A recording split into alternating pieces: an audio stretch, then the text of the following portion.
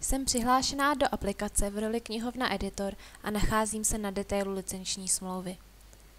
Abych mohla pracovat s daty na stránce detailu, musím být z knihovny zodpovědné za konsorcium.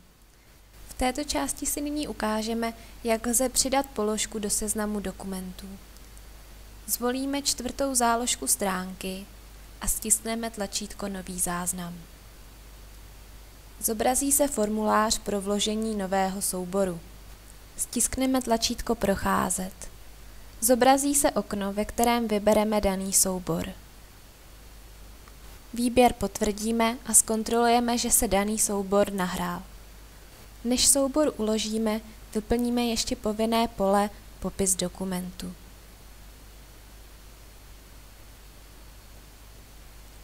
Po doplnění popisu soubor uložíme.